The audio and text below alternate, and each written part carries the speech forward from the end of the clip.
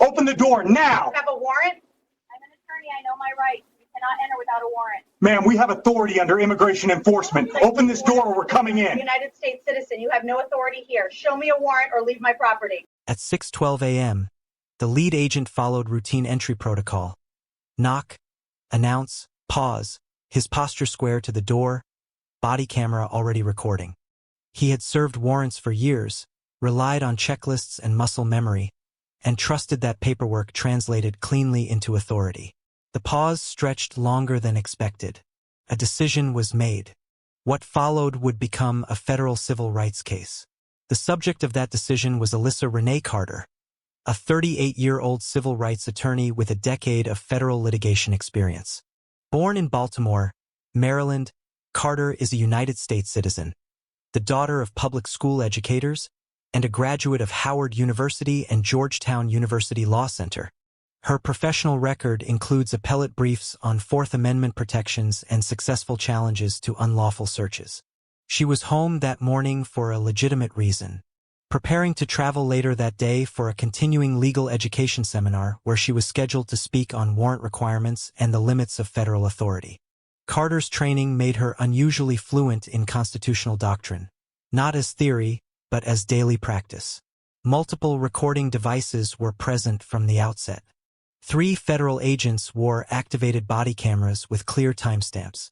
A neighbor's doorbell camera captured the approach to the townhouse entryway, illuminated by bright LED porch lighting.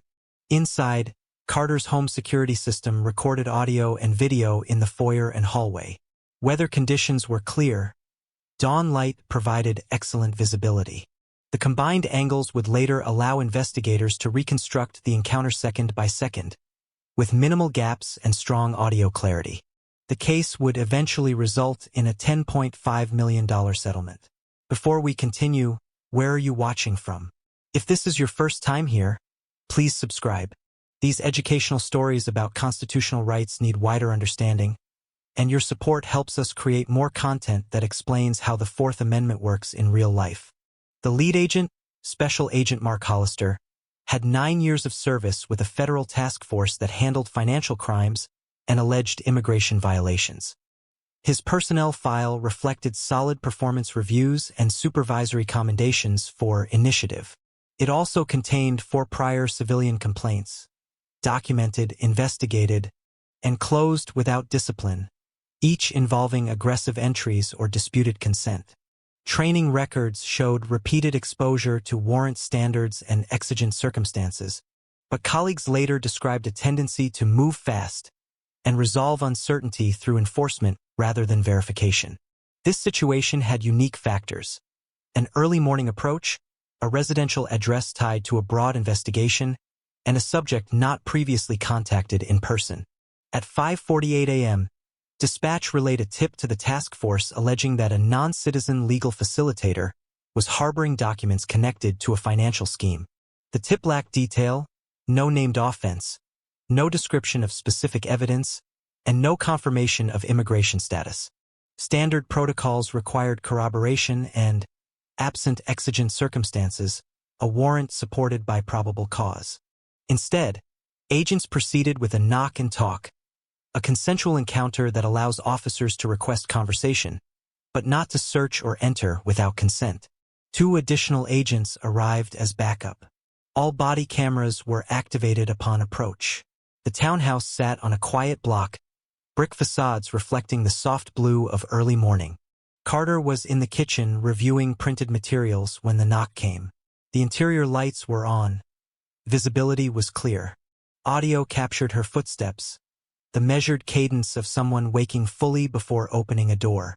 When she asked who was there, the announcement came, firm, authoritative. The pause followed. Then the handle turned. In those seconds, the Fourth Amendment's principles were not abstract. They were practical. The requirement that the government articulate specific facts indicating a crime, the prohibition against unreasonable searches, the rule that entry into a home is the highest threshold of constitutional protection. Carter would later state, calmly and audibly, that she did not consent to entry and asked for a warrant. The cameras recorded the moment authority met resistance, not physical but legal. What the footage would show next, captured from multiple angles under excellent lighting, would place procedure under scrutiny. The distinction between a consensual encounter and a seizure would become central. The absence of a warrant would matter. And the early morning decision, made in a hallway with clear audio and clear sightlines, would ripple outward into public review, legal filings, and accountability discussions far beyond that quiet block. The setting was Carter's front entryway at 6:13 a.m., a narrow vestibule opening into a well-lit hallway. Outside, dawn light reflected off the brick row homes. Inside, overhead LEDs cast even illumination with no shadowed corners. The temperature hovered in the low 60s, windows closed, the quiet punctured only by the soft hum of the HVAC. Carter stood barefoot on the hardwood floor, a legal pad tucked under her arm, phone in hand. The agents were framed in the doorway, body cameras angled chest-high, red indicators blinking. A neighbor's doorbell camera captured the threshold from the sidewalk, while Carter's interior system recorded from the ceiling corner, audio crisp and continuous. Initial contact unfolded with procedural formality. The lead agent identified himself and the task force, his voice steady. Two partner agents positioned themselves slightly back, one to the left of the doorframe, the other near the steps. Carter's awareness was immediate. She asked whether they had a warrant, her tone calm, measured, and audible to every device recording. The agent replied that they were there to ask a few questions. Carter acknowledged the request and stated clearly that she did not consent to entry or a search. She remained in the doorway, maintaining the threshold. Visibility was excellent. The cameras captured her hands open and visible. The exchange moved quickly from request to demand. The agent asked for identification. Carter asked for the legal basis. He stated that they were following up on a tip and needed to ensure everyone here is lawful. Carter responded by identifying herself by full name, stating she was a United States citizen born in Baltimore, Maryland, and offering to present identification at the doorway. She asked again whether there was a warrant. The agent replied that consent would make this easier. Carter declined consent, explaining accurately that a knock-and-talk permits conversation but not entry or search absent a warrant or exigent circumstances. The Fourth Amendment, she said, requires probable cause supported by specific, articulable facts. As she presented her bar card and driver's license, the lead agent leaned forward, stepping across the threshold by inches. The interior camera captured the crossing clearly. The doorbell camera recorded the shift in posture. Carter immediately noted the movement on the record, stating she did not consent to entry and that the step constituted a seizure within her home. Partner agents exchanged glances. One shifted weight, hands clasped, hesitation visible on body cam. Bystanders began to notice from neighboring porches, phones raised, adding more recording angles to the growing archive. The escalation was audible. The lead agent's tone sharpened. He asserted authority and suggested that refusal could complicate things. Carter maintained composure. She explained, in plain language, that probable cause requires specific facts indicating a crime. Reasonable suspicion must be articulable, and absent a warrant, entry into a home is presumptively unreasonable. She asked what specific crime was suspected, what evidence supported that suspicion, and how it justified entry at 6:13 a.m. The agent did not answer directly. He moved closer again. The partner agents remained silent, their body language cautious, captured under bright lighting from multiple angles. Carter indicated that she was recording and that multiple cameras were active. She asked for a supervisor. The agent responded with a procedural threat. Continued refusal, he said, could lead to detention while they sorted things out. Carter replied that detention requires reasonable suspicion and that arrest requires probable cause. She cited the Fourth Amendment again, explaining that consent must be voluntary and that silence or acquiescence under pressure does not qualify. The interior audio captured the click of the phone camera adjusting focus. The body cams captured the agent's jaw tightening. An engagement question emerged organically in the moment. What are the requirements for lawful detention when a citizen asserts rights at the threshold of their home? The footage shows Carter asking precisely that: what facts, what crime, what legal authority? The agent's responses remained general. He referenced ongoing investigation without specifics. He gestured toward the interior, suggesting documents. Carter refused entry again, stating clearly and calmly that she would comply with lawful orders supported by a warrant. The custody decision came abruptly. The lead agent announced that Carter was being detained. She responded immediately, stating for the record that she was not physically resisting. As hands reached forward, the interior camera captured the first contact, gentle but firm pressure at the forearm, while body cams recorded the metallic sound of handcuffs being readied. Carter continued speaking audibly for documentation. "My name is Alyssa Renee Carter. I am a United States citizen, born in Baltimore, Maryland. I am being detained without a warrant.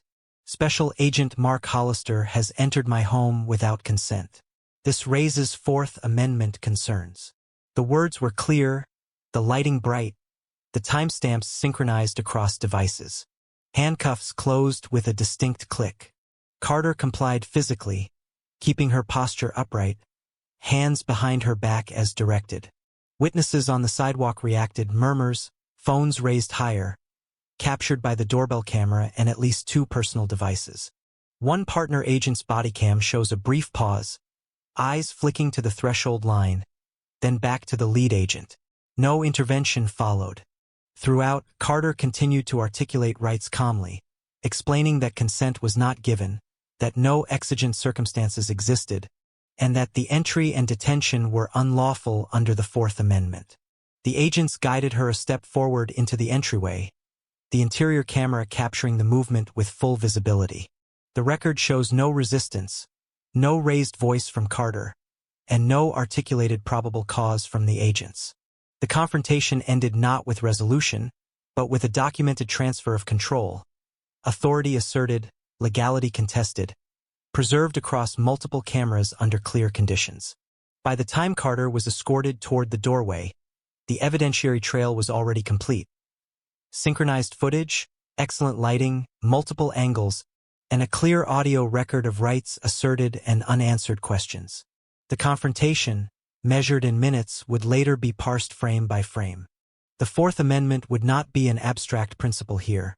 It would be the standard against which every step, word, and inch across the threshold was judged. The movement to the vehicle began at 6:19 a.m., documented continuously.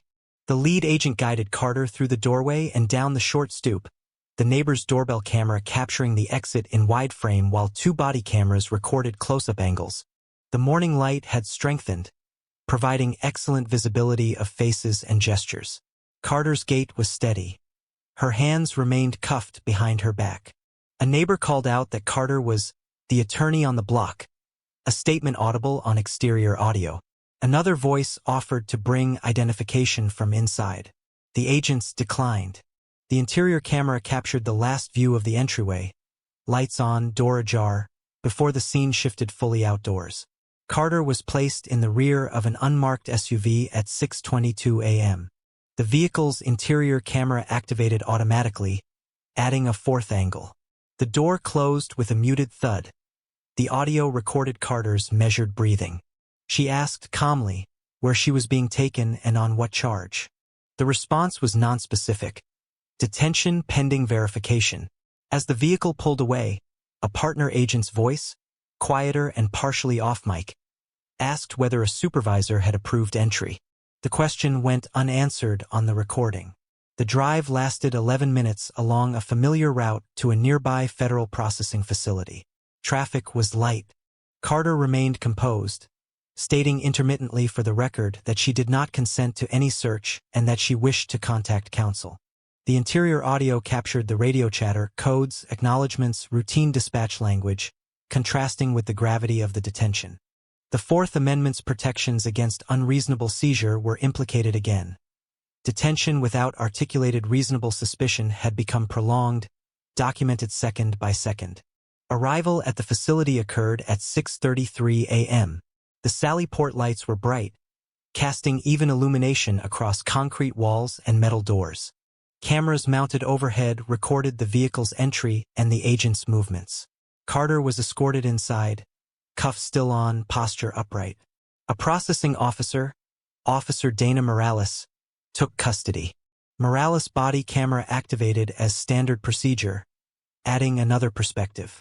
The environment was sterile. Fluorescent lighting, muted colors, the faint smell of disinfectant. Audio clarity was high. Intake procedures began at 6:36 a.m. Morales asked standard questions. Name, date of birth, place of birth. Carter answered clearly, again stating Baltimore, Maryland. Morales asked about citizenship status. Carter replied, United States citizen.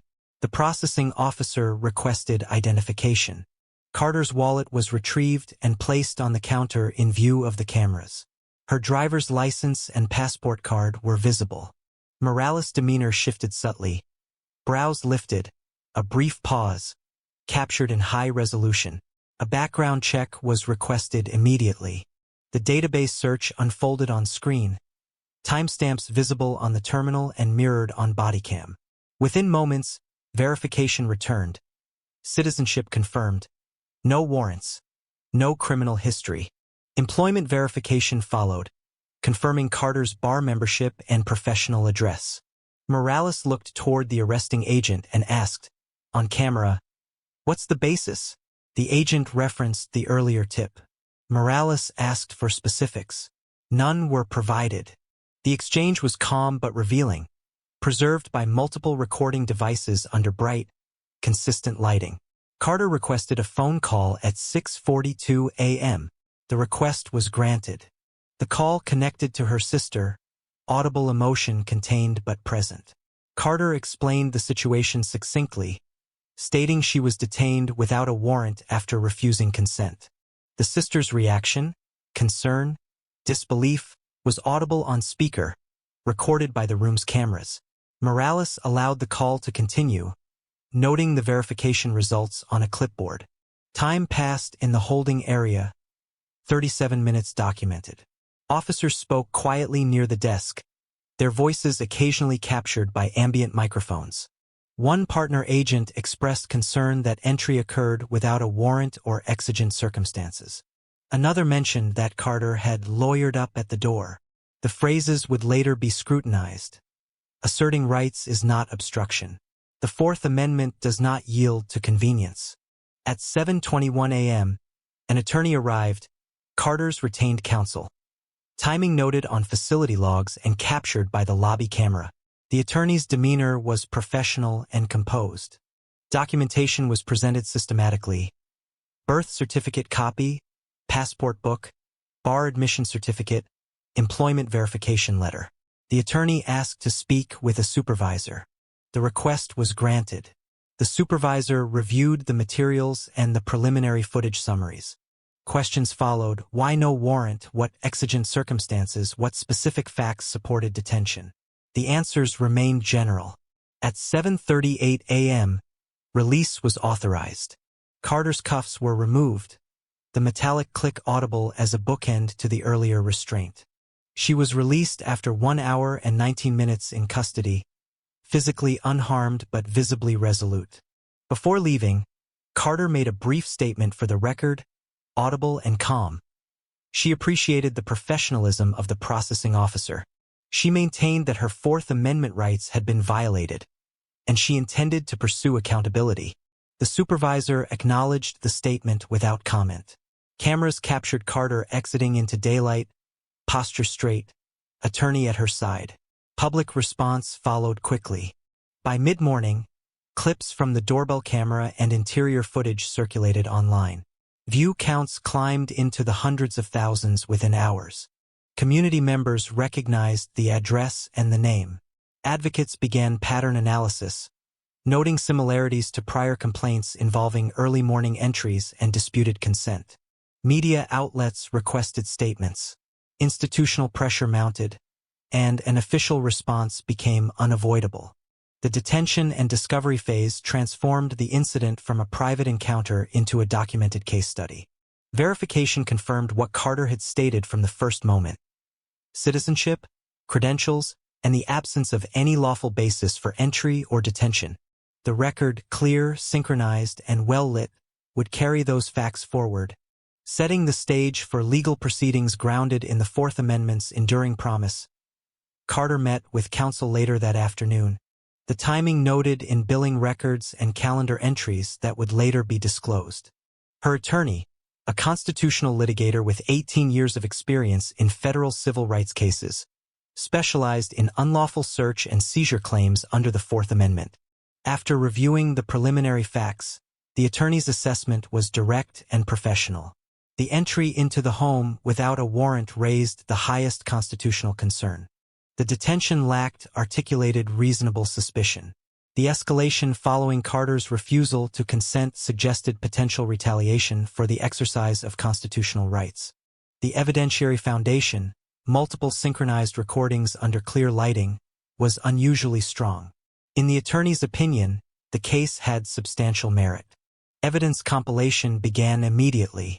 Within days, public records requests yielded the agent's body camera footage, complete with timestamps, GPS metadata, and audio tracks.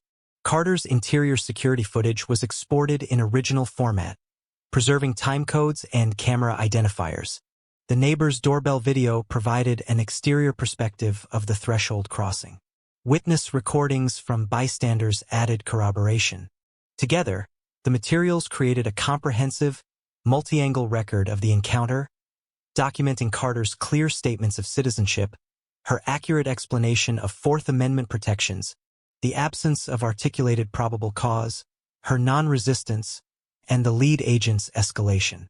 Technical review confirmed excellent visibility and audio clarity throughout, minimizing disputes about what was said and done. The criminal matter resolved swiftly. Within 3 weeks, a federal prosecutor completed a review of the evidence, consulting internal legal advisors. The decision memorandum concluded that charges were not supported. An excerpt noted, "The individual correctly cited constitutional protections. The officers lacked sufficient justification for detention and entry. Refusal to consent was within legal rights. The arrest appears legally questionable. Charges are dismissed in the interest of justice." The dismissal addressed the absence of criminal liability but did not resolve the constitutional violation. Civil rights concerns remained. The civil action was filed 2 months later. The caption read Carter v. United States Department of Justice et al., naming the agency, the task force, and Special Agent Hollister individually. The complaint alleged violations of the Fourth Amendment, false arrest and detention, unlawful seizure, retaliation for the exercise of constitutional rights, and deprivation of civil rights under color of law. It detailed emotional distress and reputational harm, citing specific footage timestamps and transcript excerpts. The pleading emphasized that entry into a home without a warrant is presumptively unreasonable and that no exigent circumstances existed. Settlement discussions followed the familiar arc. An initial offer, $50,000, arrived with a request for confidentiality. Counsel rejected it immediately. A second offer increased the figure to $300,000. 2 was declined. A third offer, approaching $500,000, prompted a formal response from counsel. This case involves fundamental constitutional principles and accountability. These concerns cannot be resolved with a nominal settlement. The decision was made to proceed toward trial. Trial preparation spanned 18 months. Pre-trial motions addressed qualified immunity, which the court declined to apply at the pleading stage, citing clearly established law regarding warrantless home entry. Advocacy organizations filed amicus briefs emphasizing the educational importance of the case. Community interest remained steady, fueled by periodic releases of footage and court rulings. The trial opened in a packed federal courtroom. Jury selection concluded after 2 days. Community members, legal observers, and media filled the gallery. The significance was clear. A case centered on the Fourth Amendment's core protection, the sanctity of the home, would be tested against recorded facts. Evidence presentation unfolded methodically. On the first day, the jury viewed synchronized footage across multiple screens. The recordings ran uninterrupted, allowing jurors to see the approach, the threshold crossing, and the detention. Key moments drew visible reactions. Carter's calm refusal to consent, The agent's step across the threshold, the absence of specific justifications. The courtroom atmosphere shifted as the footage ended. The weight of the record was palpable. Carter testified on the third day. She spoke for nearly 2 hours, recounting her background and the events of that morning. Her delivery was composed, professional. She explained that her credentials were irrelevant in the moment. Rights apply regardless of profession. She described the experience of being detained in her own home after asserting lawful boundaries, and the lingering impact, sleeplessness, anxiety, the sense that knowledge did not shield her from intrusion. She emphasized the constitutional principles at stake, framing the case as one about standards, not personalities. Jurors listened attentively, several taking notes. Special Agent Hollister testified the following day. His direct examination emphasized training and good faith. On cross-examination, counsel asked precise questions. What specific facts justified the detention? What evidence supported entry without a warrant? You were informed of the individual's citizenship, correct? She asked for a warrant. Did she not? The responses were hesitant. Hollister referenced the tip but could not articulate specific facts. He acknowledged stepping across the threshold without consent. Pauses followed. The jury's attention sharpened. The gaps spoke loudly. An expert witness, a constitutional law scholar, testified next. The expert explained Fourth Amendment standards in clear terms. Probable cause requires concrete facts. Reasonable suspicion must be articulable. Homes receive the highest protection. Consent must be voluntary. Exigent circumstances are narrow. The expert's opinion was unequivocal. The actions described violated well-established constitutional standards and training protocols. Precedents were cited. The jury was provided with plain-language explanations to anchor the law to the facts they had seen. Closing statements synthesized the record. Carter's attorney emphasized universality. Constitutional protections apply to everyone, especially when authority is asserted. Proper procedures exist for valid reasons, to prevent mistakes and abuse. The contrast was stark. Carter's calm, documented assertion of rights versus the agent's unsupported escalation. The defense urged deference to law enforcement judgment. The jury was asked to decide whether the Fourth Amendment's promises were honored. Deliberations lasted 4 days. Carter waited with family and counsel, the emotional toll visible but contained. When the jury returned, the courtroom filled to capacity. The foreperson stood. We find in favor of the plaintiff on all claims. The room exhaled. The judge maintained order, acknowledging the verdict's significance. Damages were addressed in a subsequent phase. Testimony documented psychological effects, treatment costs, and professional impacts. A mental health expert explained anxiety responses consistent with unlawful detention. An economist presented calculations. Family members described the strain and subsequent resolve. The award was announced the following week. The jury assessed compensatory damages for emotional harm, constitutional violation, and related losses, and punitive damages to deter future misconduct. The total, $10.5 million. The rationale emphasized accountability and deterrence. The courtroom response was restrained but emotional. Carter expressed gratitude and reiterated the case's broader purpose.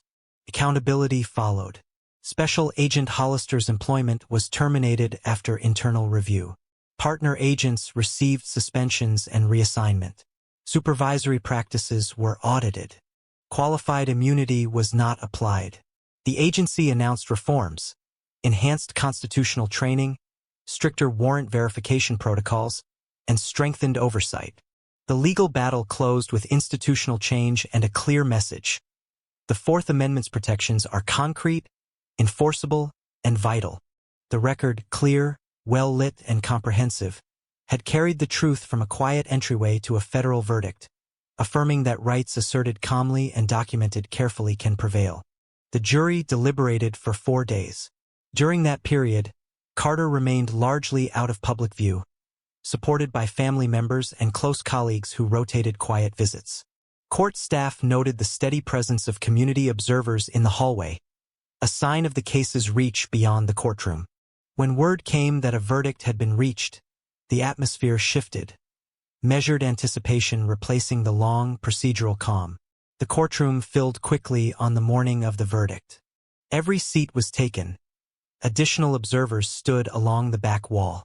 The judge entered, the jury followed, and the foreperson rose with the verdict form in hand. The room was silent. "We find in favor of the plaintiff on all claims." A brief, restrained reaction followed, exhalations, clasped hands, a few tears.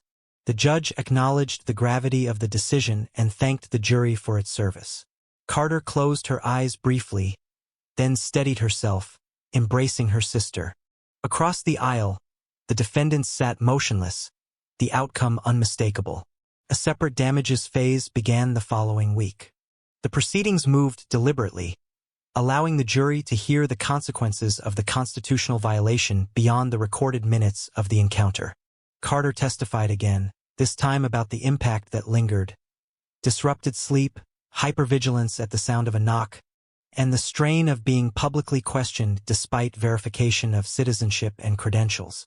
A mental health professional explained how unlawful detention within one's home can produce lasting anxiety responses, even in individuals trained to understand legal processes. An economist outlined lost professional opportunities and the costs of treatment.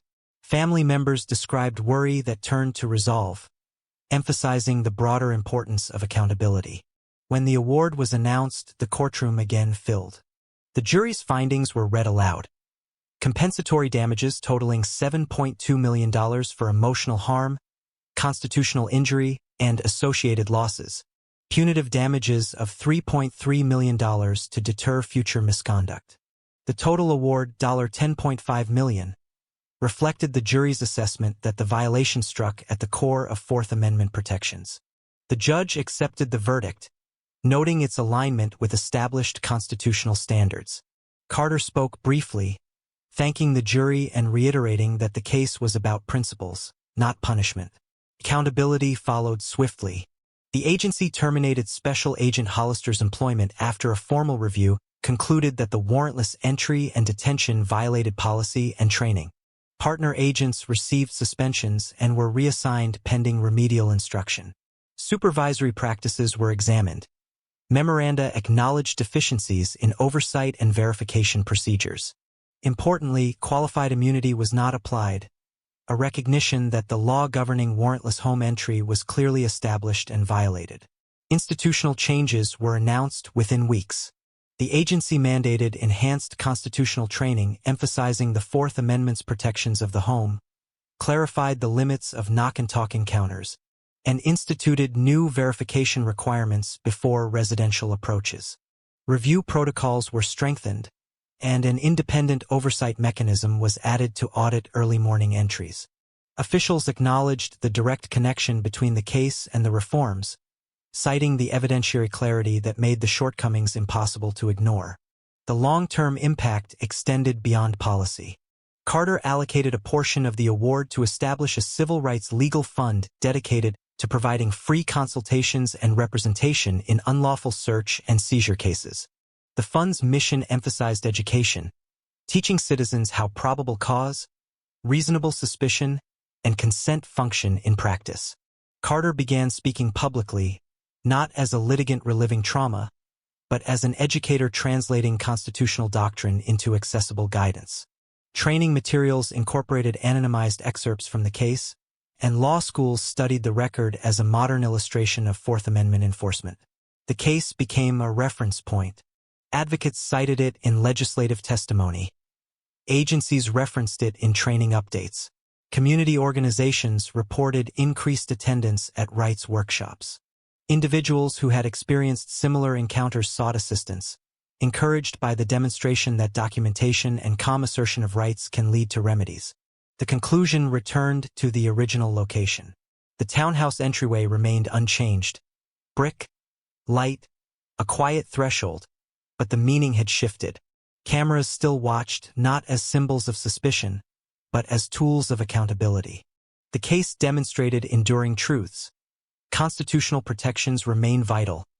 Rights can be defended effectively, Legal remedies exist, documentation matters, and courage, expressed calmly and clearly, can transform a moment of intrusion into lasting reform. If you found this educational content valuable, please subscribe and enable notifications. We continue to examine important cases involving constitutional law and civil rights. Understanding these issues strengthens our democratic system and helps protect everyone's fundamental rights. The next case study explores another Fourth Amendment encounter where documentation and accountability proved decisive.